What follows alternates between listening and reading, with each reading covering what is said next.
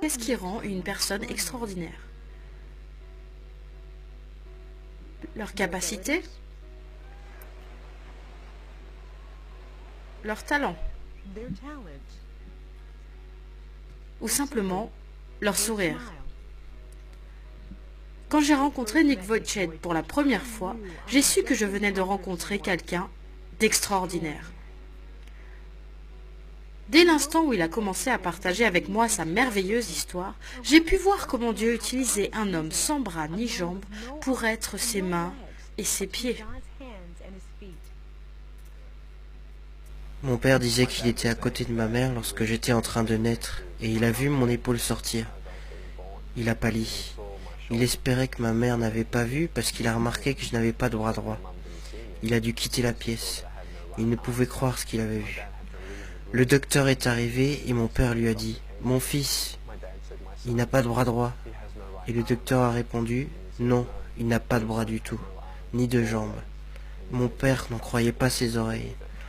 À l'église, tous étaient dans le deuil disant « Pourquoi Dieu a permis que quelqu'un naisse ainsi ?» Au début, ma mère ne voulait même pas me porter, ni m'allaiter. Elle s'est sentie très mal à l'aise les premiers mois, et il a fallu à mes parents beaucoup de temps pour faire de nouveau confiance à Dieu, pour savoir qu'il n'avait pas commis une erreur, qu'il ne nous avait pas oubliés. Les parents de Nick ont remis leur peur et leur déception face aux incapacités de leur fils entre les mains du Seigneur.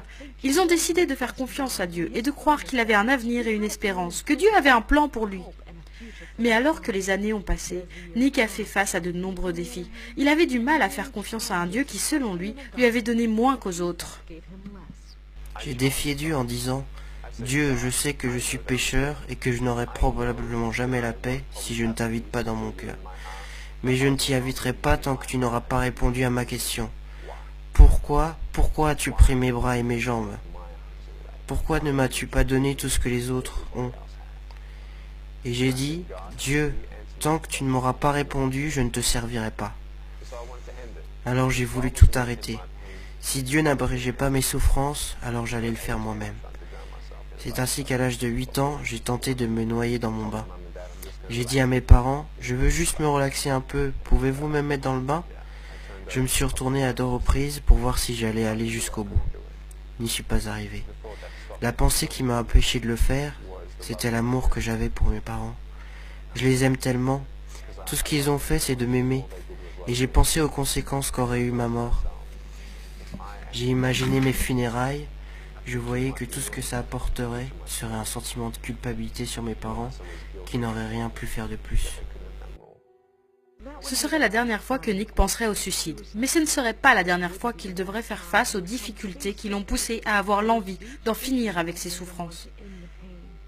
Un jour, la mère de Nick lui a fait lire un article sur un homme très sévèrement handicapé, et l'histoire de cet homme a eu un très grand impact sur la vie de Nick. J'avais le choix, être en colère contre Dieu pour toutes les choses que je n'avais pas, ou bien être reconnaissant pour celles que j'avais. Ma mère m'a dit, Nick, Dieu va t'utiliser, je ne sais pas où ni comment, mais il va le faire. Et ces graines ont commencé à germer dans mon cœur. C'est là que j'ai compris que ça ne servait à rien d'être complet de l'extérieur quand on était brisé de l'intérieur. Et j'ai découvert que Dieu pouvait guérir sans changer les circonstances. J'ai donné ma vie à Jésus en lisant Jean 9 quand j'avais 15 ans. C'est l'histoire d'un homme qui arrive dans un village, il était aveugle de naissance. Jésus l'a vu et les gens disaient « Pourquoi cet homme est-il né ainsi ?» Jésus a répondu « C'est afin que les œuvres de Dieu soient manifestées en lui. » Et dans 2 Timothée 3,16, il est écrit que toute écriture est inspirée de Dieu. Et je crois que c'est Dieu qui m'a insufflé la vie et la foi. Cette foi est venue sur moi, cette paix est venue sur moi, et j'ai senti que Dieu avait répondu à ma question. Quelle était la question et quelle était la réponse? La question était pourquoi? Pourquoi m'as-tu créé ainsi? Et la réponse a été me fais-tu confiance? Voilà la question. Et quand on répond oui à cette question, rien d'autre n'est important. Mais pour vous en particulier, qu'est-ce qui vous a fait dire « Seigneur, je vais faire confiance à ta parole car elle a la vérité. Je vais te faire confiance même si je ne sais pas ce que tu me réserves pour demain. » Parce que je n'ai rien trouvé d'autre. Rien d'autre ne pouvait me donner la paix. Je savais que des jambes et des bras seuls ne pouvaient me donner la paix. Je savais que je connaissais la vérité. qui j'étais, pourquoi j'étais là, où je vais, où je ne vais pas, et je n'ai pas trouvé cette vérité ailleurs qu'en Jésus-Christ. Et c'est en Jésus-Christ que Nick a puisé la force pour faire ce que beaucoup pensaient impossible. C'est dur d'être fort quand des gens vous disent constamment « Tu n'es pas assez bien, va-t'en, on ne veut rien avoir à faire avec toi. Nick, tu n'es personne, Nick, tu ne peux pas faire ceci ou cela, Nick, Nick, Nick. » Dans la vie, si tu ne sais pas la vérité, tu ne peux pas être libre. Parce que tu crois que les mensonges sont la vérité. Mais on réalise qui nous sommes en vérité en lisant la parole de Dieu. Je ne suis pas un homme sans bras ni jambes, je suis un enfant de Dieu. Je suis pardonné mes péchés, je suis ambassadeur du roi des rois, du Seigneur des seigneurs. Je ne suis rien d'autre qu'un serviteur du Dieu très haut.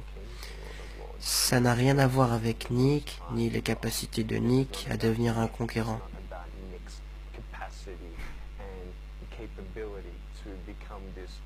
Je ne suis rien, rien. Mais Dieu, en revanche, vit en moi, et maintenant je vis dans sa force. Tout ce que Jésus conquit, je le conquis aussi. Je crois que si Dieu ne vous donne pas un miracle, vous êtes le miracle pour le salut d'autres personnes.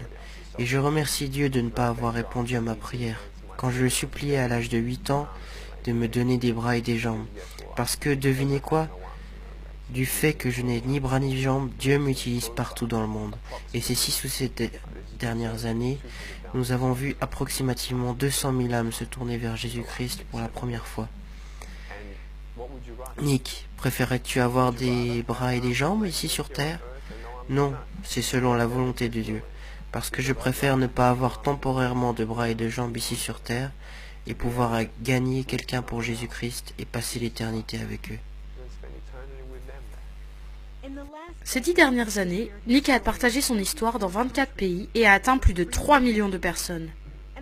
Qu'il parle dans un stade bondé de monde ou à une personne en particulier, son cœur derrière le message est le même. Dieu vous aime.